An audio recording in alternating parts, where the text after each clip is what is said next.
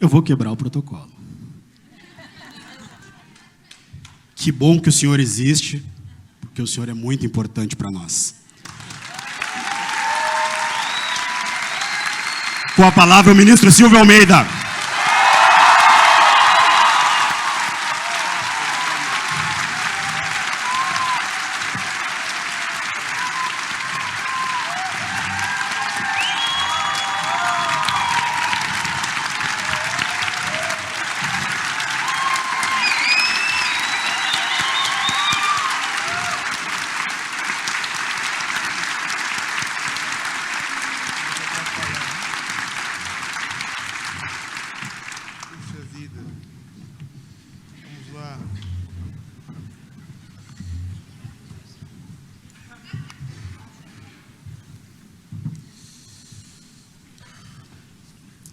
Bom, em primeiro lugar, uma boa tarde, né?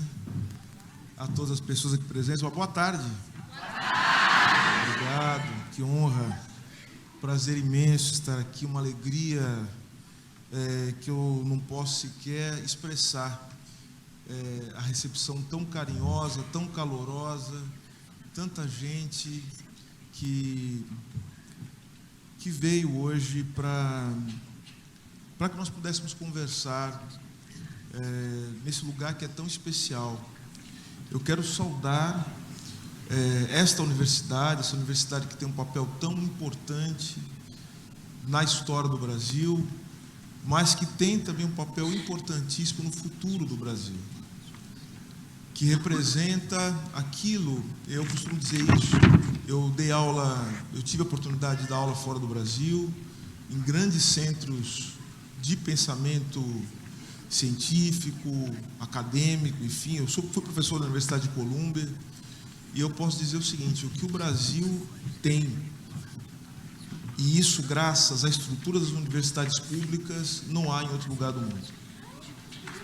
Nossa defesa da universidade pública, gratuita, universalizada, nós precisamos ampliar a possibilidade das pessoas estarem na universidade, e mais do que isso, fazer com que a universidade esteja cada vez mais vinculada com as agendas do povo brasileiro. Eu acho que esse é o papel que uma universidade tem que exercer, e essa universidade tem essa vocação.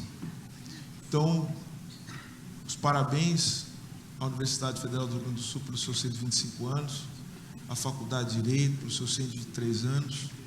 Então, para mim é motivo de grande orgulho, de muita honra. Quero fazer os cumprimentos aqui. Primeiro, começo agradecendo as pessoas que aqui estão, ao povo brasileiro, representantes do povo brasileiro, que me dão a honra de poder falar e conversar. Então, muito obrigado a presença de todos. Agora, agradecendo aqui as autoridades que compõem a mesa, as pessoas que também me dão essa enorme satisfação de estar ao lado. Quero cumprimentar, em primeiro lugar, a anfitriã, a diretora da Faculdade de Direito da Universidade Federal do Rio Grande do Sul, a professora Cláudia Lima Marques, com quem eu tanto aprendi, falei para a professora, o pouco que sei de direito consumidor, aprendi com a professora. Então, muito obrigado, professora. Quero agradecer também a vice-diretora da Faculdade de Direito da Universidade Federal do Rio Grande do Sul, Ana Paula Mota Costa. Muito obrigado, professora. Cumprimento também ao deputado estadual Tiago Duarte, na pessoa de quem cumprimento a todos os parlamentares do Rio Grande do Sul. Agradeço também a deputada estadual Lara Cito. Muito obrigado, Laura. Laura, já nos conhecíamos pelas redes sociais, acho que, não sei se tínhamos em contato pessoalmente, né? Uma vez, tivemos essa possibilidade, mas que seja uma sequência. Estou muito feliz de estar ao lado da Laura aqui, sei da luta dela. Muito obrigado, Laura. Quero cumprimentar também a deputada federal Maria do Rosário. Muito obrigado, deputada, pela sua presença. Deputada Maria do Rosário, que foi ministra, sempre ministra dos Direitos Humanos, com quem aprendi muito, com quem trabalhei durante a transição. Então, muito do que é feito hoje no Ministério é feito também por conta do trabalho desenvolvido, da visão, da direção da deputada Maria do Rosário.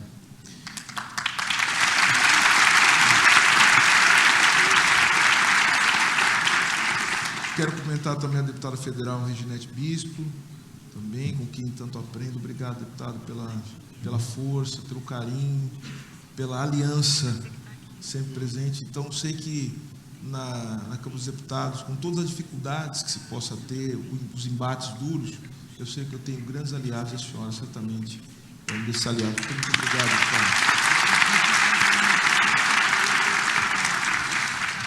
Cumprimento também, e na figura de quem cumprimenta todo o judiciário brasileiro, quero cumprimentar também o desembargador Rogério Favreto. Muito obrigado, desembargador, pela sua presença aqui. O senhor que é um homem de luta, um homem admirável e corajoso. Então, muito obrigado.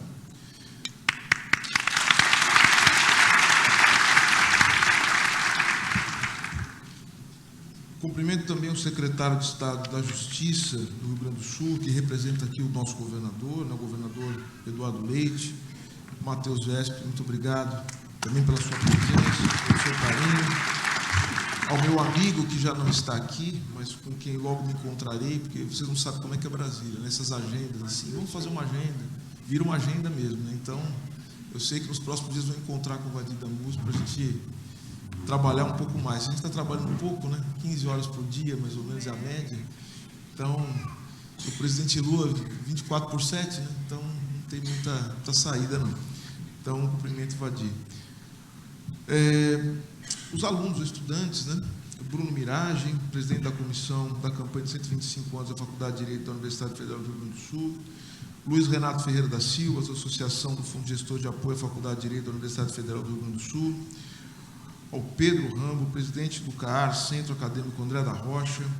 Ao meu amigo Fabiano da Rosa, advogado sócio da Premier Advocacia. Muito obrigado, Fabiano, pelo carinho de sempre.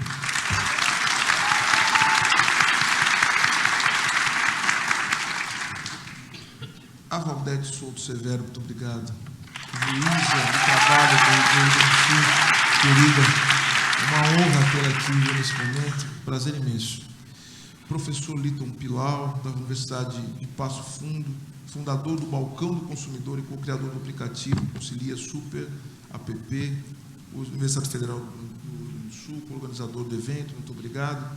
Jaqueline Teixeira, professora adjunta do Departamento de Sociologia da Universidade de Brasília. Cláudio Moretti, presidente da Associação Gestora, do Fundo Patrimonial em apoio à Faculdade de Direito da Universidade Federal do Rio Grande do Sul.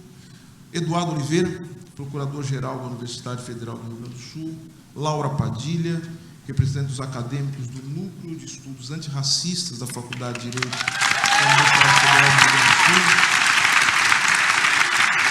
Professores e demais trabalhadores da Universidade Federal do Rio Grande do Sul, estudantes, representantes de movimentos sociais, defensores da pauta dos direitos humanos, a todas as pessoas que nos assistem agora. Senhoras e senhores, eu, nesse dia de hoje é um dia dedicado à advocacia, né, o dia 11 de agosto, um dia em que nós relembramos da importância, o dia da fundação dos cursos jurídicos no Brasil, e também o dia de celebrar a advocacia naquilo que ela tem de mais importante, daquilo que ela tem de mais relevante. E eu não poderia deixar, nesse dia, tendo eu todo o histórico que tenho, vindo eu de onde vim, celebrar aquele que para nós é o paradigma, o grande advogado, a nossa inspiração, para todos aqueles que acreditamos que o Brasil pode ser um país melhor. Eu quero aqui celebrar Luiz Gama, que é o nosso patrono da advocacia. E eu diria o seguinte, e não é à toa, vejam só que Luiz Gama é hoje reconhecido como o maior advogado da história desse país, justamente um homem que se dedicou a lutar contra aquela que é considerada a injustiça primordial, aquela que é a injustiça fundadora, aquela que é a mãe de todos os males da nossa formação social, que é a escravidão. Então, Luiz Gama era um homem que lutava contra a injustiça, que era uma injustiça que estruturava o nosso país. É importante que se diga isso. Escrevi isso faz algum tempo já, junto com o professor Júlio Veloso, num artigo, em que nós discutimos o fato de que a escravidão, ela, muito do que e se quer dizer muito isso hoje, né? Quando se fala da escravidão, que a escravidão ela foi algo episódico, ou que era algo que, obviamente, tinha muita força, mas que algumas pessoas não concordavam, outras concordavam, que era uma visão da escravidão como uma espécie de luta política em torno de uma organização social e econômica. Na verdade, a escravidão é muito mais do que isso, foi muito mais do que isso. A escravidão foi um modo de constituição da vida no Brasil. A escravidão não se tratava de se dizer o seguinte, será contra ou a favor. Todas as pessoas no Brasil estavam, de uma maneira, ligadas à escravidão. A escravidão, portanto, ela se conectava à forma de reprodução econômica do Brasil. E, ao se conectar com a reprodução econômica, ela se conectava também com a reprodução da subjetividade, com as formas de pensar, com as formas de sentir, com a cultura. O Brasil, ele se desenvolveu a partir de um pacto de todos contra as pessoas escravizadas. Esse é o Brasil. O Brasil é esse nó de sangue, de violência. É isso que constitui a história do Brasil. E é por isso que hoje nós devemos celebrar o nosso maior de todos, o nosso advogado, porque, vejam, não se trata de lutar contra uma injustiça pontual, não se trata de um advogado que se voltou contra um caso específico ou contra um ato de injustiça. Nós estamos falando aqui de um homem que lutou contra um estado de coisas, contra o mundo do qual ele estava inserido.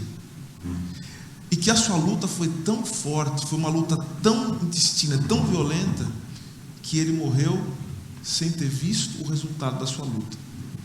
Mas graças à luta deste homem, de tantos outros homens e mulheres, é que nós podemos hoje celebrar, podemos estar aqui, muitos de nós. Então, acho que esse é o grande espírito de quando a gente fala sobre o papel que nós desempenhamos hoje na sociedade, sobre como nós organizamos a nossa vida, se um dia, quando nós perguntamos se a nossa luta faz sentido, né? E se nós vamos ver o resultado daquilo que nós fazemos hoje, né? Eu acho que o que menos importa é a pergunta sobre se nós vamos ver o resultado. O que importa é o exercício. O que importa é o processo. O que importa é saber que nós estamos construindo a possibilidade de que outras pessoas possam vir depois de nós. Nós estamos lutando pelo futuro. Mas para lutar pelo futuro, nós temos que ressignificar o passado. Por isso que toda a política de direitos humanos, ela envolve a dimensão da reconstrução da memória. Você já deve ter ouvido falar nisso. Então a gente precisa cultivar a memória, reconstruir a memória, disputar os sentidos do passado. Mas por que é importante a gente disputar os sentidos? O passado ele não está dado, já não é um fato? Não é exatamente assim. Porque vejam, senhoras e senhores, os efeitos deletérios que alguém que nega, por exemplo, a violência da escravidão ou a existência de uma ditadura militar no Brasil, vejam os efeitos que isso tem no nosso mundo presente. Quando alguém tenta, de alguma maneira, dizer o seguinte, não teve ditadura no Brasil.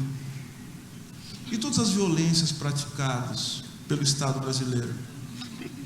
E toda a tortura. E a tortura, vamos lembrar o seguinte, a tortura que depois foi sendo aprimorada, que mesmo depois da ditadura, ela se tornou uma técnica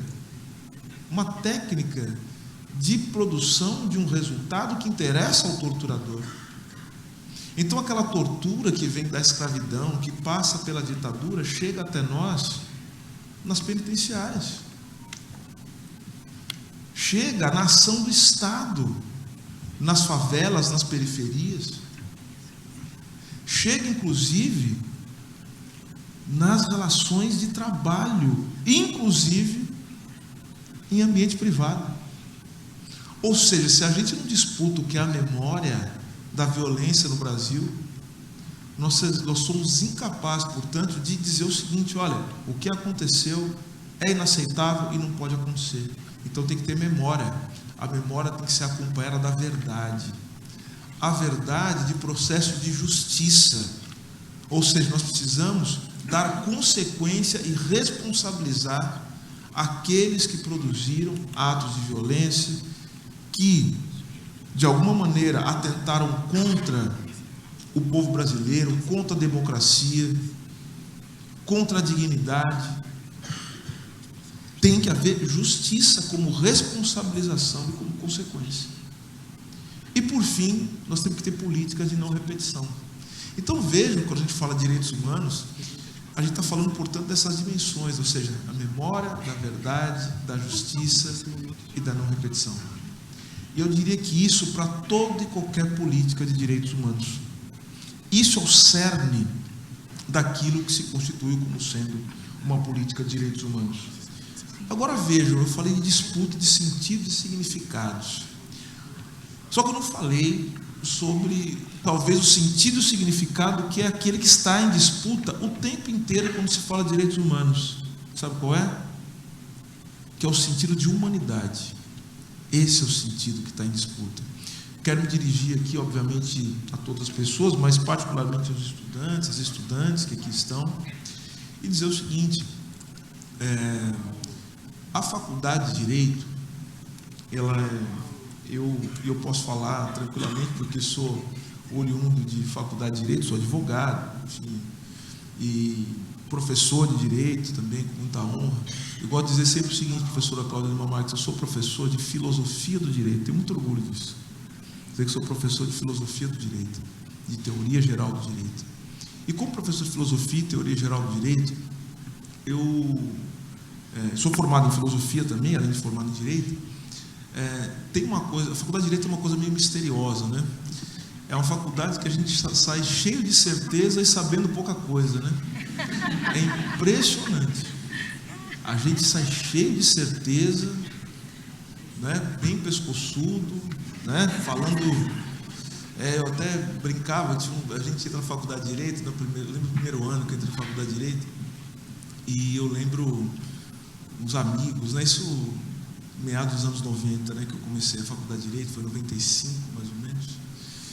Os meus amigos todos, né, andavam de chinelo na faculdade, de camiseta,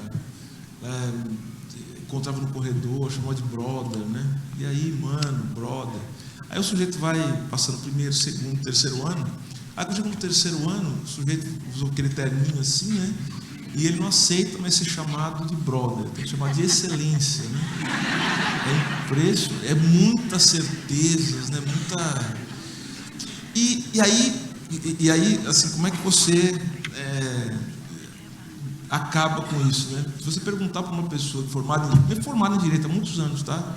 Mesmo nós aqui, se perguntar para um aluno de Direito, assim, estudante de Direito, pessoa formada em Direito, pergunta básica: o que é Direito?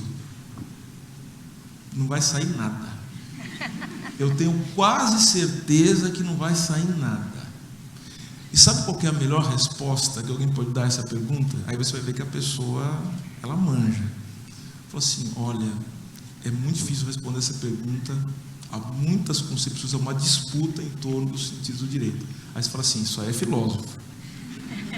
Se a pessoa vier com certezas, é porque tem problemas. Porque essa não é uma pergunta fácil de responder.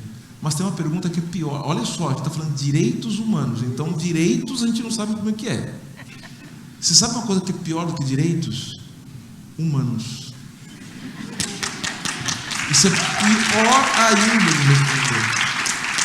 Sabe por quê? Porque tanto o que é direito como o que é humanidade são concepções que estão em permanente disputa. Essa disputa é uma disputa ideológica. E quando me refiro a ideologia, senhoras e senhores, nós temos que voltar a falar uma palavra com muita tranquilidade. Ela ficou uma palavra mal vista, virou sinônimo de mentira, só que não é nada disso. A palavra chama ideologia.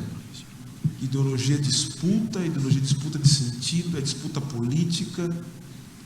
Então nós temos que fazer disputa ideológica, porque disputar ideologicamente as coisas é disputar como é que a gente se sente em relação ao mundo, qual é o valor que as coisas têm, quais são os valores no sentido ético e estético também. Isso é uma disputa ideológica. Isso é importante. Então, direito e humanidade são parte fundamental de uma disputa de sentidos sobre os valores, sobre aquilo que nós consideramos que são as coisas mais importantes e que nos mobilizam.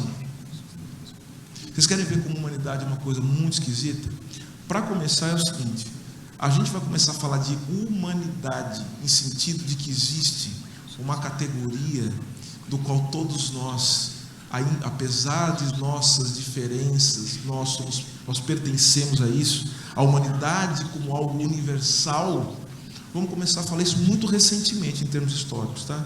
Isso é do século XVI para frente. Justamente quando o mundo começa a experimentar uma série de transformações, de mudanças, que fazem com que se torne necessário estabelecer uma uniformização da forma de existir, na forma de se reproduzir economicamente, e aí é preciso que haja também toda uma construção política para que essa reprodução econômica se torne possível. Eu estou dizendo o seguinte: a ideia de humanidade como universal, ela nasce quando a modernidade e a sociedade capitalista passa a ganhar forma. A ideia de universalidade. Então, justamente a ideia do renascimento no século XVI, vamos buscar o protótipo do homem universal.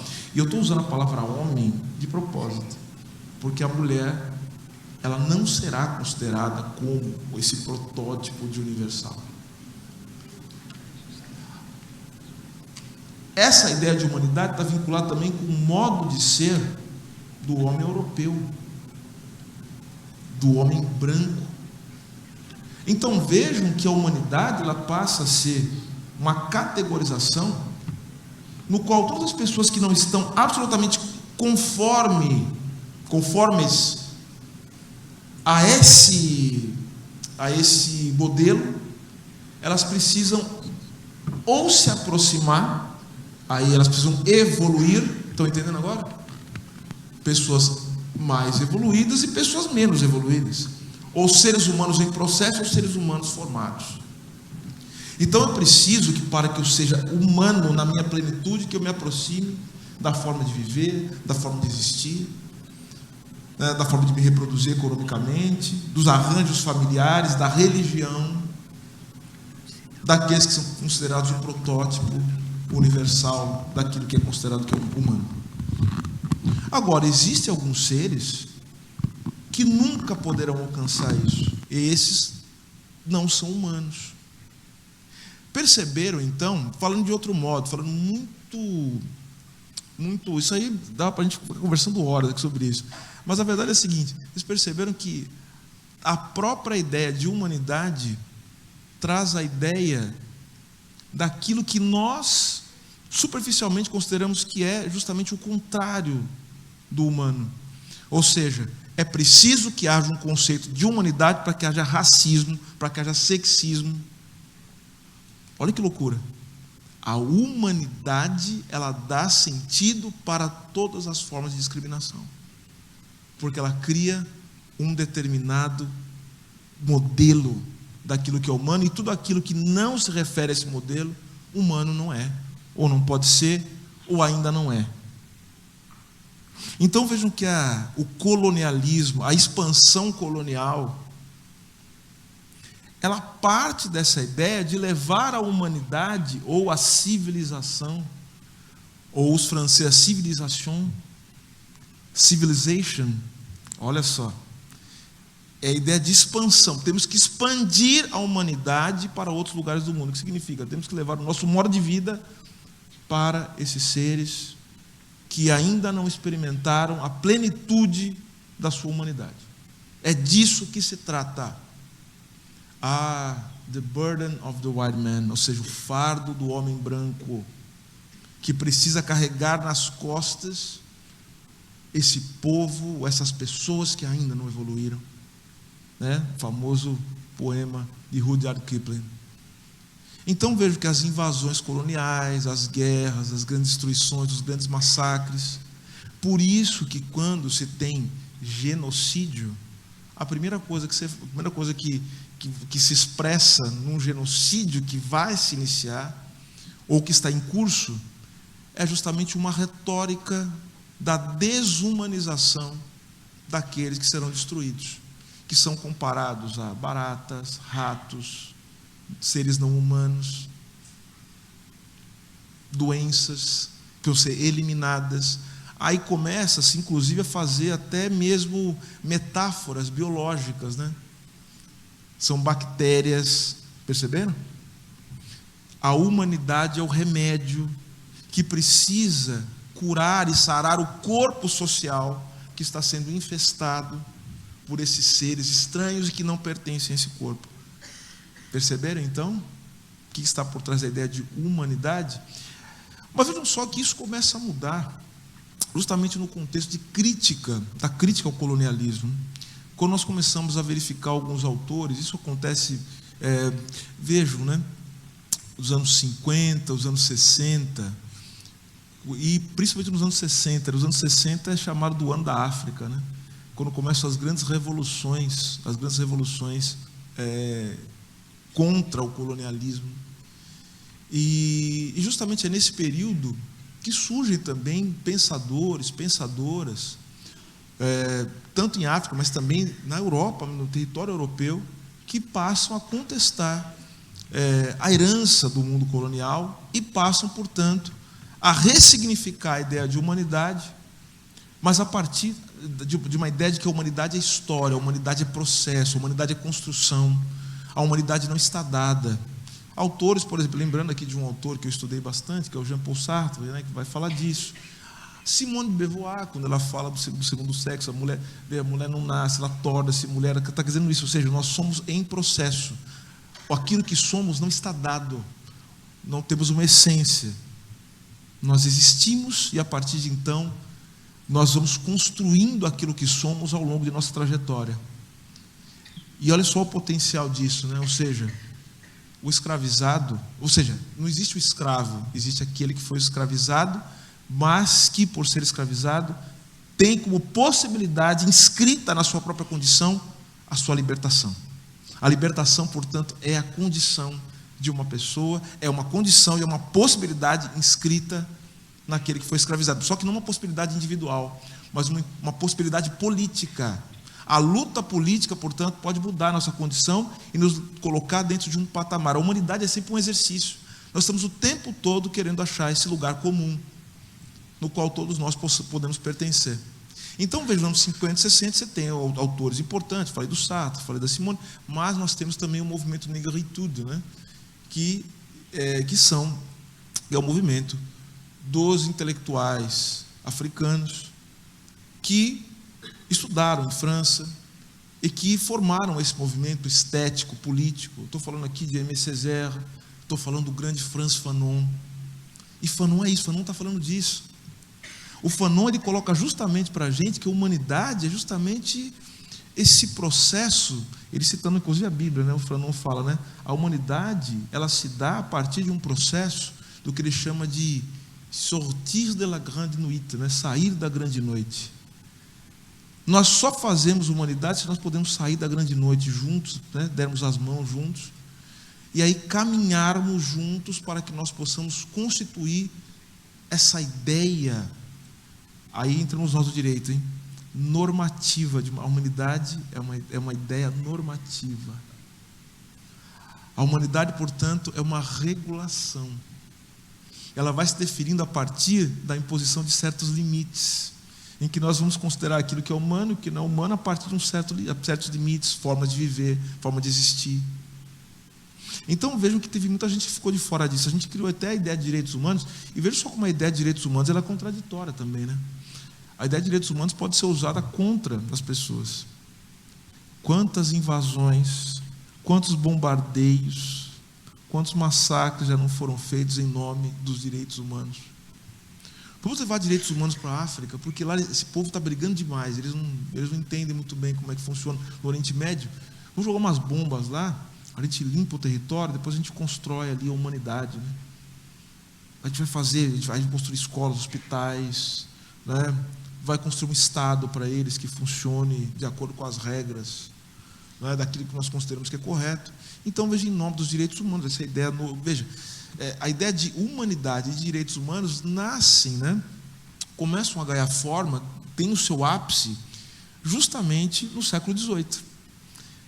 Quando a gente tem o ápice do quê? Da ideia de humanidade, que vem no bojo do iluminismo, e o direito também no século XVIII. E vamos lembrar que no final do século XVIII começa a se constituir definitivamente um mundo que vai abrigar as formas do nosso mundo, tal como ele é hoje. Ou seja, no século XIX nós temos a criação dos Estados Nacionais, a formação dos Estados Nacionais. E vai caber ao Estado, portanto, garantir a reprodução dos indivíduos a partir dessa ideia de humanidade, a partir de uma lógica de relação econômica. O Estado, portanto, vai ser o regulador desta humanidade que agora ela tem uma forma definida. Portanto, senhoras e senhores, o que eu quero dizer é o seguinte: primeira coisa que a gente tem que saber quando pensa em direitos humanos, e aí eu quero fazer uma ligação muito prática com aquilo que a gente tem feito ou pensado para o Ministério, porque eu acho que esse é o interesse da gente falar aqui hoje, tá? Fundamentalmente. Eu vim aqui, por óbvio, falar como professor, né? Lembrar como era bom isso, antes do Ministério, como era bom dar aula, esse professor. E eu sempre gosto de dizer que aquilo que eu gosto de falar, o que você é, né? Você é advogado? Ministro, você não fala que você é, ministro você é por um tempo. Mas você é advogado? Sou advogado, sou. Mas a coisa que eu mais tenho orgulho de ser é professor. A coisa que eu sou é professor. Que eu gosto de ser, me faz feliz. Então, eu sou um professor, com muito orgulho. E nesse sentido, uma coisa que eu gostaria de dizer aqui, antes de passar para quais as consequências dessa visão sobre os direitos humanos. Primeiro, falar de direitos humanos é falar de conflito, é falar de luta política, é falar de disputa ideológica. Primeiro, se é disputa política, se é conflito, os direitos humanos estão inevitavelmente vinculados ao debate econômico.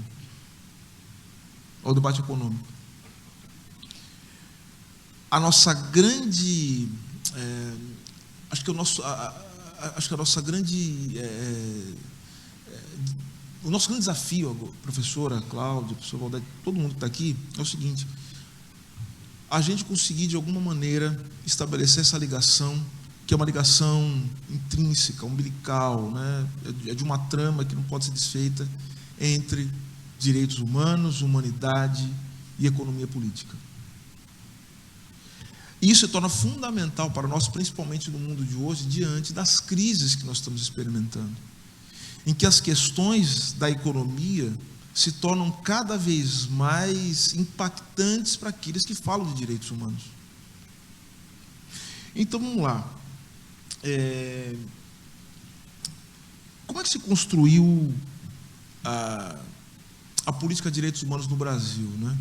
Então, a gente vai falar de uma política de direitos humanos no Brasil, e veja que o Brasil é um país de tragédias.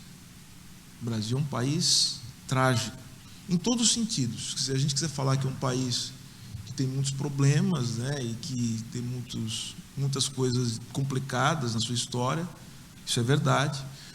Mas o Brasil também é um país de tragédias no sentido grego, né? Porque, para quem não se lembra, a tragédia é sempre aquilo que nos coloca diante de uma decisão limite, né? Que a gente tem que escolher entre a nossa vida e a vida coletiva, né? Então, o Brasil é um país das tragédias, né? Ou seja, o Brasil é o país das encruzilhadas, se nós formos pegar uma outra matriz de pensamento. Então, nós estamos diante de várias encruzilhadas ao longo da nossa história, e acho que nós estamos diante de uma agora, nesse momento, acredito eu. Mais um momento trágico do Brasil, em que a gente vai ter que fazer escolhas. Nós fizemos uma, inclusive, no final do ano passado, quando elegemos o presidente Lula, né? Foi uma escolha que nos colocou diante de uma nova possibilidade. Então, eu quero dizer o seguinte: as tragédias, elas nos lançam. Nós tivemos um período de pesadelo, mas o pesadelo, ele se abriu para possibilidades. Não tem nada resolvido, viu, gente? Acho que é importante dizer isso. Nós estamos lutando para que a gente possa fazer desse país um país melhor. Todos nós estamos lutando aqui, todos nós, sem exceção. A grande questão é que os pesadelos que nos assombraram no período anterior, eles ainda não se dissiparam, eles ainda permanecem. Até porque, e aí aproveito para falar da questão dos direitos humanos no Brasil, como eu falei, o Brasil é um país de tragédias, porque o Brasil ele é constituído, ao longo da sua história, por aquilo que eu tenho chamado de tendências estruturais. O Brasil tem tendências estruturais que, à medida em que o Brasil ele vai avançando e as contradições elas vão ficando mais agudas, e o Brasil experimenta crises, essas tendências estruturais elas aparecem com muita força e acabam sendo momentos de profundo desafio para o Brasil. Geralmente isso se manifesta historicamente em golpes, ditaduras, grandes massacres e coisas do gênero. São justamente essas tendências estruturais que aparecem. Agora, lembrando uma coisa que eu acho muito importante também dizer: quando a gente fala de direitos humanos, ou fala de direito, ou fala de economia, ou fala da sociedade brasileira, na sua formação, a gente nunca pode deixar de olhar para a conjuntura internacional, para o quanto nós somos influenciados também pelo que acontece no resto do mundo e como isso se manifesta na nossa conjuntura nacional. Então, vejam, essas tendências estruturais que eu falei da história do Brasil, elas são ativadas também de acordo com uma conjuntura internacional. Se a gente tem uma crise como a gente teve em 2008, em 2011, isso tudo vai produzindo uma série de efeitos que se manifestam na América Latina, no Brasil de maneira particular, e vão, de alguma maneira, refletindo na nossa estrutura política. Então, não é à toa que depois da crise de 2008, nós experimentamos o que nós experimentamos no Brasil em 2013, depois em 2016, o golpe. Nós vimos isso. O que nós experimentamos também com com a estrutura do poder judiciário brasileiro. Não é? Então, tudo isso tem que ser entendido a partir de uma crise que começa, que tem contornos internacionais, mas que se manifestam no Brasil de maneira muito específica e ativa essas tendências estruturais. Silvio, mas quais são essas tendências estruturais? Vou falar das três, são três, fundamentalmente. Primeira tendência estrutural que o Brasil tem, e que é muito importante que nós falemos disso. Do ponto de vista econômico, o Brasil ele é um país que não conseguiu ainda vencer a dependência econômica. O Brasil é um país que não conseguiu vencer a dependência econômica, que se traduz de que maneira? Desigualdade, pobreza, miséria. Então vejam que a dependência econômica ela tem uma série de efeitos políticos, sociais, culturais no Brasil. Agora vejam, percebam, senhoras e senhores, o que significa, num país como o nosso, os ataques sofridos pela universidade, ou na universidade, perdão, os ataques sofridos que a universidade sofreu no último período. Os ataques sofridos, que as universidades sofreram, elas fazem parte dessa tendência estrutural de dependência econômica. Por quê? Se a universidade não tem pesquisa, sem pesquisa não tem tecnologia, sem tecnologia você não tem processo de industrialização, sem industrialização você não tem emprego de qualidade, você não tem salário decente, você só reproduz pobreza. Perceberam? Então vejam que a desigualdade no Brasil ela é reforçada, inclusive culturalmente. Tem algumas pessoas que acham que o Brasil ele não poderia fazer o que o presidente Lula lançou hoje, um programa de aceleração do crescimento. Eu acho que é um absurdo. Colocar pobre no orçamento é um absurdo para essa gente. Como é que você vai colocar gente pobre no orçamento? Isso é uma loucura. Então você tem culturalmente pessoas que acham que pobre tem que ficar no seu devido lugar e ser pobre a vida toda. Que acham, por exemplo, que, a gente viu isso recentemente, acho que foi anteontem, que uma pessoa, por ser um assentado, por ser um sem terra, não pode ter carro, não pode comer direito, que uma pessoa, por ser pobre, ela não tem direito a ter uma vida decente. Que uma pessoa, por ser filho de pobre, não pode fazer medicina numa universidade. Perceberam o que é uma mentalidade? O que eu estou dizendo é o seguinte: vocês perceberam como a dependência econômica ela gera também uma cultura dependente. Ela gera pessoas, principalmente da chamada elite brasileira, né, que eu já falei várias vezes. Eu não acho que elite, né, é outra coisa. Eu acho que elite, já falamos aqui, elite é Luiz Gama, né, elite é Gilberto Gil, é Caetano Veloso, é Paulo Freire, né, é Tia Seata, é Jovelina Pérola Negra. Essa é a elite do Brasil, né? Agora, vejam como a dependência também se reflete até na maneira com que o poder se organiza. E num país dependente, quem organiza o poder é quem também só consegue ver beleza do lado de fora. Notaram? Então tudo que o povo faz é feio, samba é feio, né? Cultura popular é ruim, né? A literatura brasileira não presta. Então, veja, né? Então você vai criando. Isso reflete, inclusive, professor, nos padrões de consumo, né? A gente só gosta de comprar aquilo que é industrializado e fabricado com a energia dos estrangeiros. O Brasil eventualmente cria um carro, né? Um carro brasileiro, né? E vem, fala, nossa, esse carro é muito esquisito, brasileiro não dá para confiar não. O carro brasileiro, já viu o negócio disso aí, vai me deixar na mão, né? Percebe qual é a mentalidade?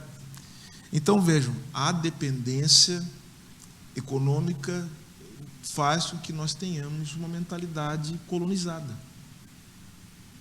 né? Então a gente não gosta assim, veja, isso reflete num país que não gosta do povo. Cultura negra é cultura de segunda categoria, indígena é uma coisa que só aparece quando tem festa para estrangeiro ver. Ninguém quer demarcar a terra indígena, mas na hora que vai apresentar, vamos apresentar o nosso país para vender alguma coisa para estrangeiro, aí você coloca os indígenas na frente, tal, enfim. Notaram? Isso é mentalidade colonizada. Onde é que isso se reflete? Como isso se manifesta? Com pobreza, miséria, massacre. É assim. Segunda tendência estrutural do Brasil: uma aversão à participação popular nos processos políticos, uma aversão à democracia. Ou seja, o Brasil é um país, nós podemos até colocar um termo que é um termo muito utilizado na ciência política, quando se refere ao Brasil. O Brasil é um país autoritário. Autoritário. É difícil mesmo, e falo agora como homem de Estado, mesmo quando você trabalha, né, e por mais que você tenha boa vontade, e quando eu falo de tendências estruturais, quando eu uso estrutural, eu estou querendo dizer o seguinte, que independe da vontade do indivíduo que comanda a máquina. A máquina funciona de um jeito que ela tem quase uma vida própria. Então não é só porque eu sou ministro, né, o presidente Lula, um homem democrata, não é só por isso que o Estado ele se torna automaticamente permeável. Então a gente faz uma série de coisas, a gente cria conselhos, participação, mas mesmo assim existe uma série de empecilhos que impedem a participação popular. O Estado brasileiro, sabe o que ele faz? A tendência do Estado brasileiro é desorganizar o povo brasileiro. O povo brasileiro se organiza apesar do Estado. Então o povo vai criando suas formas de organização, ele vai criando meios de viver apesar do Estado, ele cria formas, né, de interação comunitária, aí o Estado vai lá e desorganiza tudo. Então acho que o que pode fazer alguém que gosta do povo brasileiro, que se interessa pelo povo brasileiro, que é isso que nós vamos tentar fazer agora, que eu vou falar daqui a pouco sobre isso, vou terminar com isso, falando sobre o Ministério dos Direitos Humanos. A gente quer ajudar o povo brasileiro a se organizar. É isso. O povo brasileiro a se organizar. Ajudar o povo brasileiro a continuar vivendo. Eu sempre digo o seguinte, eu como homem negro, enfim, eu sou resultado de algumas coisas que são fundamentais na vida brasileira e que me permitiram ter a honra de estar aqui diante de vocês, ser ministro de Estado, né, do meu país. Eu sou resultado samba, futebol e macumba. Sim, eu não tenho a menor dúvida disso. É isso que me trouxe aqui.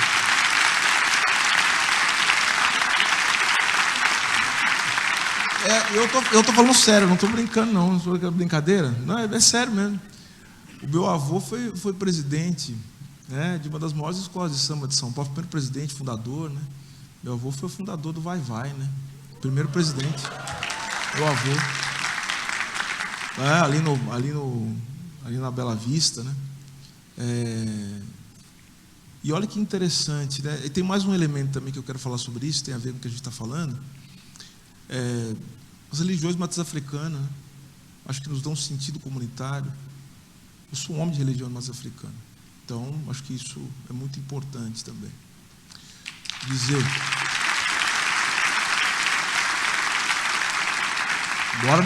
embora na minha casa seja uma mistura danada, tem de tudo, católico, tem evangélico, tem de tudo. E o terceiro, futebol, né? Futebol que é muito importante para organizar a vida das pessoas das periferias, dá sentido. Futebol dá sentido para o Brasil, né? E muito. E meu pai foi jogador de futebol, né? Meu pai foi goleiro do Corinthians, né? Meu pai foi goleiro do Corinthians. Então quando eu falo, e tem um quarto elemento também que eu não falei, eu sou, ainda que não foi nem diretamente, mas você vê, toda vez que o Estado brasileiro age minimamente a favor do povo brasileiro, o povo brasileiro consegue vicejar, né? Então, instituíram-se os concursos públicos no Brasil. E o meu avô, esse mesmo que foi presidente, ele foi servidor público, né? E ele foi ajudante de serviços gerais da Faculdade de Odontologia da USP. E todos o meu pai, as minhas tias foram criados dentro da faculdade, né? E isso permitiu, né, uma série de sonhos. Por exemplo, minha tia muito saudosa, querida, minha tia foi uma mulher negra que nos anos 60 foi aluna do Lago São Francisco, né? Vê, pobre, enfim, mas foi aluna do Lago São Francisco. Então, veja só, universidade pública, olha só, né? Ou seja, serviço público e vida comunitária organizada. Isso aí é o povo brasileiro, gente. Perceberam? Então, assim, eu acho que nós temos um desafio, que é uma dinâmica estatal que joga contra a democracia. A democracia no seu sentido mais pujante, né, que é o povo participando, de fato, dos processos políticos, o povo se organizando e o povo organizado, né? E olha que eu sou um homem disciplinado, viu? Gosto de disciplina. Acho que a gente chega longe com disciplina. Agora, e o povo é disciplinado. Porque imagina só, gente, o povo brasileiro vive com... Imagina só você criar uma família com salário mínimo. Tem que ter muita disciplina. O povo brasileiro é organizado, é disciplinado. Quem diz o contrário não sabe o que é ser pobre. Agora, tem um terceiro elemento, e é o terceiro elemento estrutural, que é o racismo. Perceberam? Então, veja, você junta dependência econômica, autoritarismo e racismo, é isso. Ou seja, o Brasil, nos momentos de crise, nas suas grandes tragédias, ativa esses elementos estruturais. O racismo, ele dá sentido, ele dá forma para as relações sociais no Brasil. Aí é muito engraçado que às vezes eu vejo umas coisas assim, né, na internet, né? Que é um lugar que não é muito saudável para você olhar, principalmente quando você é ministro de Estado. É engraçado que acontecem umas coisas assim, né? Você não vai se pronunciar sobre tal coisa, mas você já falou isso faz 3, 4 dias, né? Aí você vai assim, puxa vida, né? Até que enfim, faz 10 dias que você falou do negócio, e você está falando, as pessoas estão perguntando. Mas às vezes eu vejo as coisas assim na internet. Porque, na verdade, o professor Silvio e tal, as pessoas que estudam o racismo nessa dimensão estrutural, né, não leem os grandes clássicos, não leem Gilberto Freire, ficam falando mal de Gilberto Freire. Mentira. Quem foi meu aluno sabe disso. Meus alunos leem Gilberto Freire todo ano. Liam, né, quando eu era professor, né? Liam todo ano. é importante, fundamental, é importantíssimo para entender como a questão racial, ela é uma questão central para se explicar a formação, não é social, não é no sentido estrito, a formação econômica do Brasil. Não se entende o Brasil sem a questão racial. Aliás, vou mais longe, tá? Não se entende a constituição do mundo moderno e do mundo contemporâneo sem entender a questão racial. A questão racial, ela está no cerne daquilo que nós chamamos de humanidade. E depois essa ideia de humanidade vai ser transplantada por uma outra denominação. Sabe como é que vai chamar? Nacionalidade. Olha só, Estados nacionais, o humano universal, ele se torna, portanto, um projeto nacional. A defesa da nação contra aquilo que Foucault nos explicou, né? Em defesa da sociedade, né? A nação, o Estado se forma para defender a nação. A nação tem a ver com raça, senhoras e senhores. E, portanto, se é preciso criar um Estado nacional, uma nação, e mesmo um processo industrial, não é à toa que Gilberto Freire escreve Casa Grande Sem Sala, sabe que ano? 1933. Quando é que começa o processo de industrialização no Brasil? 1930. Tem que se definir, professora Valdete, quem são os trabalhadores no Brasil. Olha como a raça vai ser fundamental para definir quem serão os trabalhadores. Sabe qual que é a grande discussão que se dá no século XIX no Brasil? Uma grande discussão, se o Brasil é um país que tem vocação agrária ou industrial. Essa discussão é uma discussão sobre raça. Será que um país que tem tanto preto pode ser um país que pode ter uma mão de obra complexa a fim de que nós possamos industrializar o país? Talvez não, talvez seja um país só agrário, viu? Porque é muito negro. E talvez os negros não tenham condição de fazer trabalhos de alta complexidade que exijam um tipo de conhecimento. Espera aí, então talvez a gente tenha, justamente por isso, que instituir educação pública e universal para todo mundo. Será que precisa? Perceberam, então? Que a discussão racial está organizando tudo isso? Como é que a gente disciplina o trabalho? Então você tem lá 30, 37, 41, que acontece, CLT, olha só. A raça é fundamental para se criar o mundo do trabalho. O mundo do trabalho que tem a ver também com o mundo do consumo, professor. Notaram? Se a gente for olhar também os Estados Unidos, é a mesma coisa com uma outra matriz. Querem ver? Tem uma decisão famosíssima, uma decisão de 1896 da Suprema Corte Americana, do caso Plessy versus Ferguson. Esse caso, todo mundo, lição de casa, né? Alunos, né? Essa decisão, todo mundo que estuda a questão racial, que estuda a formação do Estado, tem que ler. Porque essa decisão de 1896 é a decisão, senhoras e senhores, que institucionalizou a segregação racial nos Estados Unidos.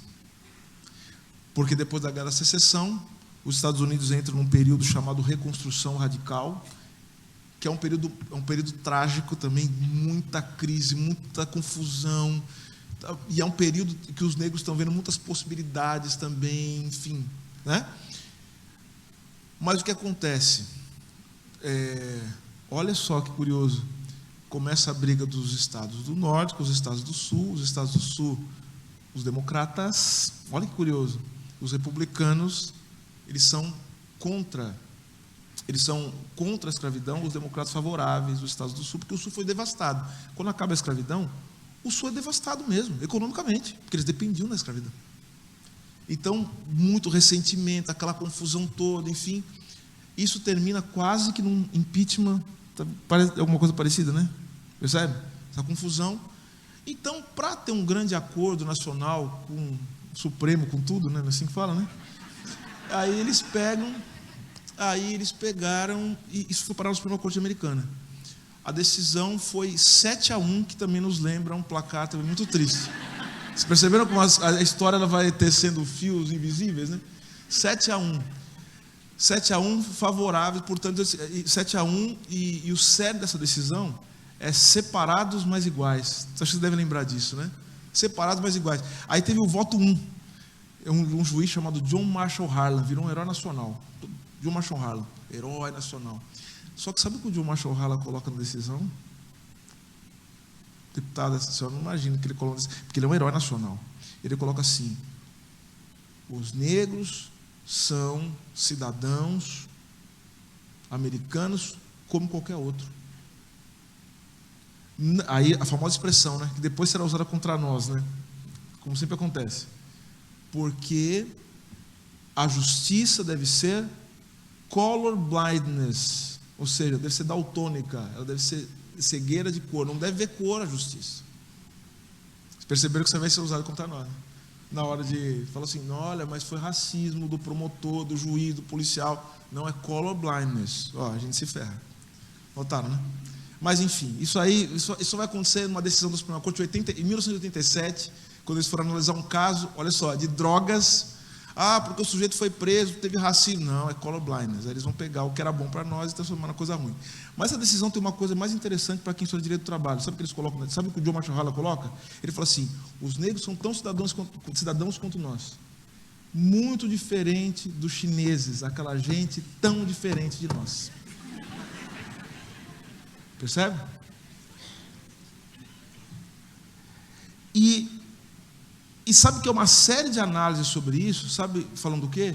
Sobre como isso é fundamental para a formação do mercado de trabalho. Quem serão os trabalhadores, quem vai ganhar os maiores salários, quem vai ganhar os piores salários, quem vai fazer serviço doméstico, entendo doméstico mal remunerado, sem direitos. Notaram como a raça é uma forma de regulação. Não é só preconceito, não é discriminação pura e simplesmente. A raça é uma forma de regulação econômica. Notaram então? Direitos humanos e economia? A gente não tem como fugir disso. Estamos falando disso até agora. Pois bem, quero terminar dizendo o seguinte.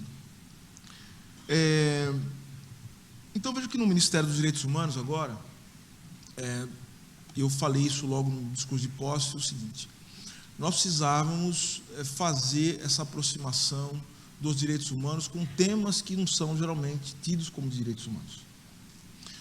A formação da política de direitos humanos no Brasil se dá num momento muito importante, fundamental, com gigantes, pessoas enormes, que me antecederam e que sem elas eu nada seria como ministro, e que foram centrais para olhar, primeiro, a necessidade do Brasil avançar na luta contra as tendências estruturais, e uma que foi instalada pela ditadura militar de 64, é preciso superar os fantasmas, o pesadelo que foi o golpe militar e a ditadura militar que se instalou no Brasil a partir de 1964, os 21 anos de escuridão que o Brasil viveu. Era preciso, portanto, ter uma política para a superação disso. Então, a política foi construída no final dos anos 90, já pensando na superação das heranças da ditadura militar. Por isso que nós tivemos avanços importantes: a Comissão de Anistia, a Comissão Nacional de Mortos Desaparecidos Políticos, a Comissão Nacional da Verdade, né?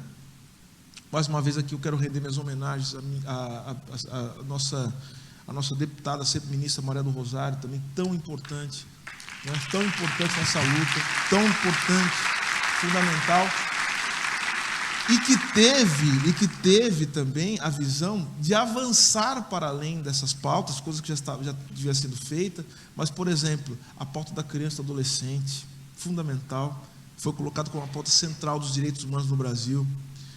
A pauta, a agenda das pessoas com deficiência, das pessoas idosas, muito importante, das vítimas de violência e agora das pessoas em situação de rua. Então vejam que a pauta dos direitos humanos foi agregando cada vez mais elementos, de tal sorte que o Ministério dos Direitos Humanos precisava se organizar para dar conta desses tempos, e especialmente dos tempos pós-tragédia fascista, né? Então era preciso pensar também como desarmar o discurso de ódio, como criar uma cultura, não estou nem falando de cultura da paz, mas uma cultura da reorientação ideológica do Brasil. Então, nesse sentido que nós organizamos a política do Ministério a partir de alguns vetores centrais, né?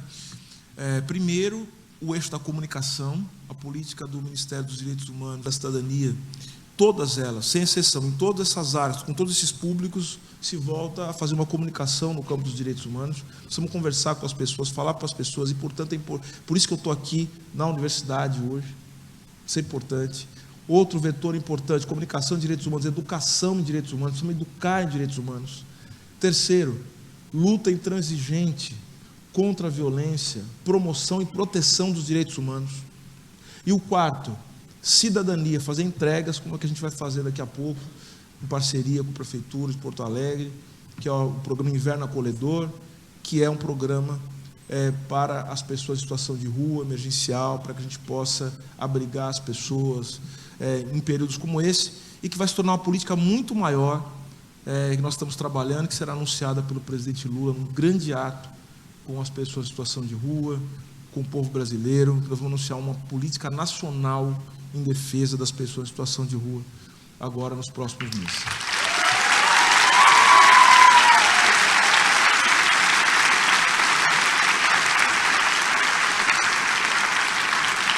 Para além disso, está sendo conduzido também, sendo feito o novo plano, o Viver Sem Limites 2, né, que é o plano nacional também, que vai ampliar a acessibilidade, tecnologia assistiva, enfim, acesso a direito às pessoas com deficiência. Em outubro, o presidente Lula encomendou, foi que ele vai encomendando sempre, setembro, outubro, está tudo, né? Enfim, que a gente vai fazer também, que é o Plano Nacional dos Direitos da Pessoa Idosa.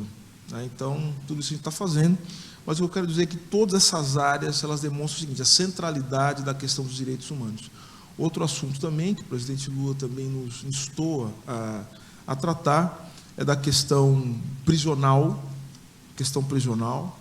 O problema prisional no Brasil, ele é justamente resultado dessas tendências estruturais. A prisão não fica na prisão, né? A prisão se alastra para a sociedade brasileira, de uma maneira geral. Então, a medida de como nós tratamos as pessoas que estão presas é a medida também de como nós tratamos o resto da sociedade. Então, é preciso que nós possamos dar conta disso. Esse é um problema que nos envergonha e a gente precisa dar conta disso. E a política, né, e assim termino, de direitos humanos em empresa também está sendo construída. Aí me valo da experiência, né, trabalhei durante muitos anos, fui talvez pelo menos na fundação, sou professor da Fundação Getúlio Vargas, fui o primeiro professor a implementar uma cadeira sobre governança em direitos humanos, compliance antidiscriminatório e políticas antirracistas, né, ou antidiscriminatórias. E essa experiência ela está sendo levada agora para o Ministério dos Direitos Humanos e da Cidadania. E o que nós vamos fazer é o seguinte também, nós vamos fazer uma coisa nova, diferente. Quando a gente pensar uma política nacional de direitos humanos em empresa, pela primeira vez nós vamos ouvir, além, obviamente, dos setores da economia, todos os setores da economia, nós vamos ouvir também os movimentos sociais, que tratam dessa questão. Movimentos atingidos por barragem, tá? As centrais sindicais serão ouvidas também para a gente construir uma política nacional de direitos humanos em empresa que dê conta de enfrentar os desafios históricos do Brasil. Senhoras e senhores, com isso eu quero dizer que o Ministério dos Direitos Humanos ele enfrentou alguns desafios que agora se encontram, vamos dizer assim, desafios que agora se encontram, vamos dizer assim, mais que nós podemos fazer frente a eles de maneira mais efetiva, né? Porque passamos o primeiro semestre todo cuidando disso. Então, nós vamos ter agora, temos agora, além de uma estrutura mais firme, né? Ou seja, depois de 4 anos de destruição do Ministério, o Ministério foi reconstruído na sua capacidade organizacional. O Ministério dos Direitos Humanos, pela primeira vez, né, vai ter um concurso específico para a área dos direitos humanos, com disciplinas, né, de concurso voltadas para direitos humanos. Quero agradecer aqui a ministra Esther Dweck e, obviamente, ao presidente Lula por esse avanço. E o que nós queremos fazer agora é sobre o trabalho de gigantes, né, nós queremos construir estruturas mais firmes, né? Porque a gente acha que justamente ter uma burocracia estável foi o que permitiu o Ministério da Saúde, por exemplo, não ser destruído pelos inimigos da saúde que lá estiveram. O Ministério do Meio Ambiente ser destruído pelos inimigos do meio ambiente que lá também tentaram tomar assento, mas não conseguiram. E no caso do Ministério dos Direitos Humanos, a Política Nacional de Direitos Humanos só não foi destruída por causa do povo brasileiro em luta e que permanentemente defendeu a si mesmo, mas defendeu também as gerações futuras. Senhoras e senhores, viva o Rio Grande do Sul, viva a Universidade Federal do Rio Grande do Sul, viva o Brasil, viva o povo brasileiro. Muito obrigado a todos e todas.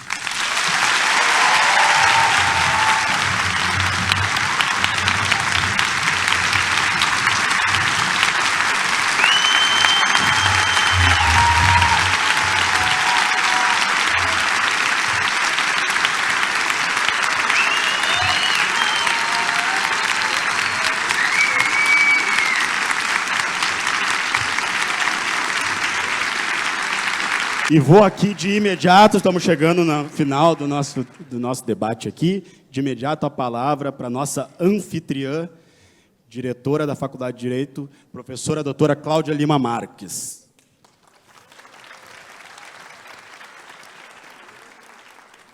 Bem, boa tarde a todos e a todas. É uma tarde muito feliz para a Faculdade de Direito da Universidade Federal do Rio Grande do Sul. Nós propomos esse tema dos direitos humanos e os seus desafios, mas também dos desafios dos direitos econômicos e sociais.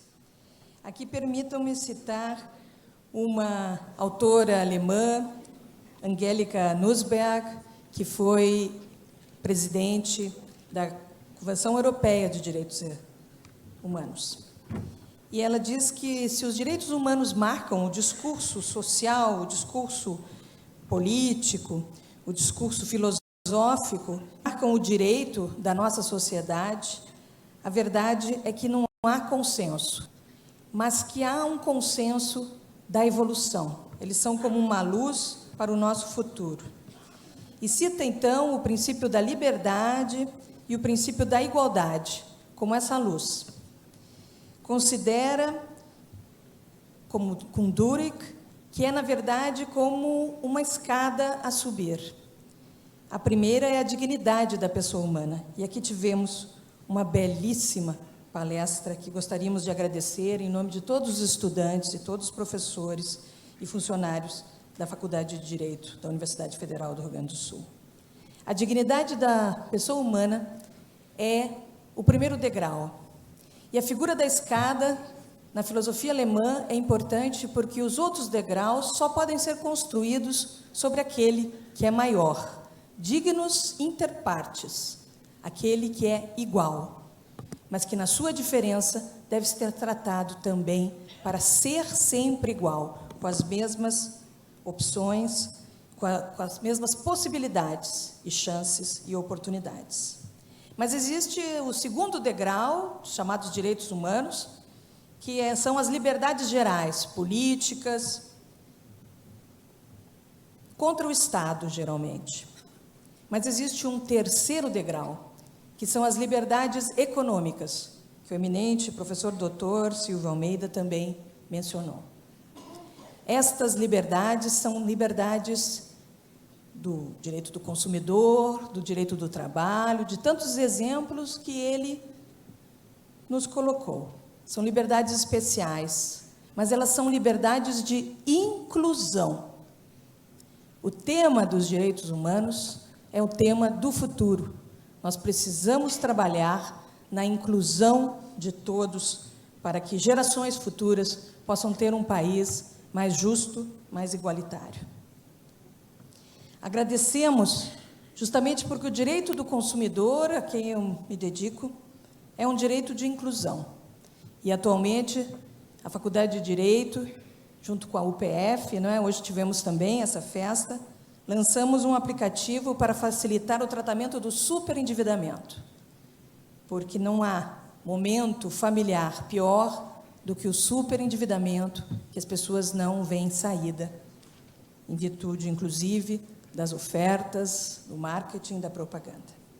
Agradecemos ao secretário nacional do consumidor, que aqui esteve, Dr. Vadir Damos, por ter absorvido essa oportunidade e levado para todos os PROCONs, todos os SEJUs, que são Centros Judiciais de Conciliação do país, esse aplicativo feito aqui na Universidade Federal do Rio Grande do Sul, junto com a UPF. Se esta belíssima palestra fala sobre o dever de proteção do Estado e a atuação dinâmica importante do nosso Ministério dos Direitos Humanos, que vai incluir tanto a sustentabilidade, os direitos econômicos e sociais, mas principalmente esses direitos de dignidade da pessoa humana. Nós temos na Faculdade de Direito também um tema a cumprir, que eu gostaria de cumprir agora. Nós temos o lançamento deste programa que chama Democracia e Memória, na Faculdade de Direito Livre de Porto Alegre, hoje a Universidade Federal do Rio Grande do Sul. 125 anos livre, porque fomos criados livres, fora da URGS, mas dentro desse espírito que é preciso formar as elites jurídicas do Brasil. É preciso independência e é preciso solidariedade e inclusão de todos nessa universidade do futuro. Por isso, agradeço também as boas notícias que foram aqui dadas. A Faculdade de Direito da Universidade Federal do Rio Grande do Sul nasce, sobretudo, como um projeto de república. Ela nem sempre foi totalmente republicana, muitas vezes foi autoritária, mas devemos muitos aos nossos professores, aos nossos alunos, que, de uma forma ou de outra, moldaram o país. Eu queria fazer, ao final, antes da homenagem que fizemos ao ministro e lançando essa campanha de 125 anos, e agradeço em especial a deputada Daiane, e a tantos deputados que estão aqui presentes, que têm nos ajudado muito em reconstruir essa nossa casa histórica, que, infelizmente, teve seu salão nobre desabado. Queríamos fazer uma homenagem, eu e a professora Ana Paula Costa Mota, a Nataércia da Cunha Silveira, que foi a primeira formanda mulher da Faculdade de Direito, em 1925. Ela era feminista, sufragista, e ajudou a moldar uma lei, a Lei do Rio Grande do Norte, que aceitou pela primeira vez o voto feminino no país. Lutou pelos direitos dos trabalhadores, da educação, da assistência social e das mulheres em todo o país, junto com Berta Lutz. Ela, que é a imagem da mulher brasileira, segundo o Arquivo Nacional, discursando, logo depois essa lei foi considerada inconstitucional. Mas, em 1932, outro aluno da casa, Getúlio Vargas, outro aluno da casa, Maurício Cardoso, eles criaram o Código Eleitoral Provisório, com voto feminino e universal. Queríamos fazer uma homenagem também a um aluno que ficou invisibilizado por muito tempo. Em 1928, se formava Cristiano Fetterman, considerado o primeiro aluno negro da Faculdade de Direito. Possuía uma ligação forte e lutou no movimento operário e negro do Rio Grande do Sul. Teríamos muitas outras homenagens a fazer, mas queremos convidar a todos para nos acompanhar nesse 1 ano e meio em que faremos a celebração dos 125 anos. Temos até um bedel, o Lupicínio Rodrigues, que realmente é magnífico, faremos uma homenagem também a ele. Quero aproveitar esse momento em que os estudantes e o nosso conselho universitário, de forma unânime, decidiu homenagear o acadêmico, não o nosso ministro, mas o acadêmico brasileiro, professor doutor Silvio Almeida, que deu ao país tantas luzes. Queríamos pedir que ele, junto conosco, lute no Ministério da Educação e junto ao presidente Lula para que a Faculdade de Direito receba 2 vagas de Direitos Humanos e Direito Antidiscriminatório. Por favor, ministro.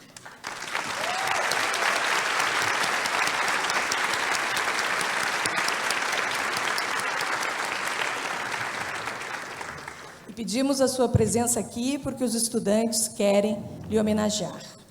O nosso Conselho Universitário, que há muito tempo não entregava medalhas de mérito acadêmico, achou que esse lançamento de 125 anos era o momento certo para homenagear esse grande acadêmico brasileiro, esse visionário que nos ajudou tanto. E, com isso, temos uma pequena medalha, um grande certificado, mas, de qualquer maneira, temos um abraço a esse que significa tanto, que nos dá tanta esperança e que nós admiramos tanto. Muito obrigada.